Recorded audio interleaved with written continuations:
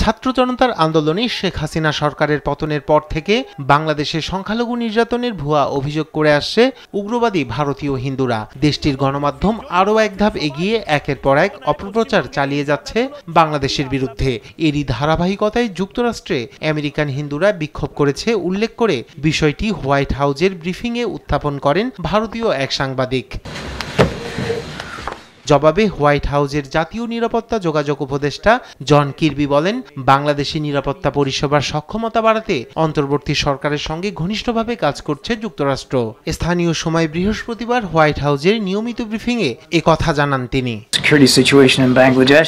আমরা বিষয়টি খুবই নিবিড়ভাবে পর্যবেক্ষণ করছি এবং প্রেসিডেন্টও ঘটনাগুলো নিবিড়ভাবে পর্যবেক্ষণ করছেন। সাবেক প্রধানমন্ত্রীকে পদচ্যুত করার পর বাংলাদেশের নিরাপত্তা পরিস্থিতি কঠিন হয়ে পড়েছে এবং এই চ্যালেঞ্জ মোকাবেলায় তাদের আইন প্রয়োগকারী ও নিরাপত্তা সংস্থাগুলোর সক্ষমতা বাড়াতে আমরা অন্তর্বর্তীকালীন সরকারের সঙ্গে ঘনিষ্ঠভাবে কাজ করছি। আমরা আশা করছি অঞ্চলটির প্রতিটি ব্যক্তি তাদের ধর্ম ও বিশ্বাস অনুযায়ী জীবনযাপন করতে পারবে। যুক্তরাষ্ট্র সমস্ত বাংলাদেশিদের নিরাপত্তা প্রদানের কাজে সহায়তা করতে চায় বলেও উল্লেখ করেন জন কির্বি।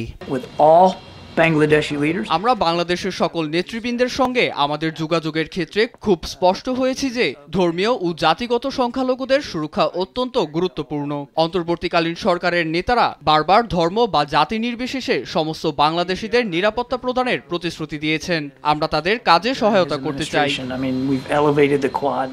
এর আগে বাংলাদেশের সংখ্যালঘুদের ওপর কথিত সহিংসতার বিষয়টি মার্কিন পররাষ্ট্র দপ্তরের ব্রিফিংয়েও উঠে আসে। রায়হান কবির শুভ্র, নিউজ ডেস্ক, দেশ টিভি।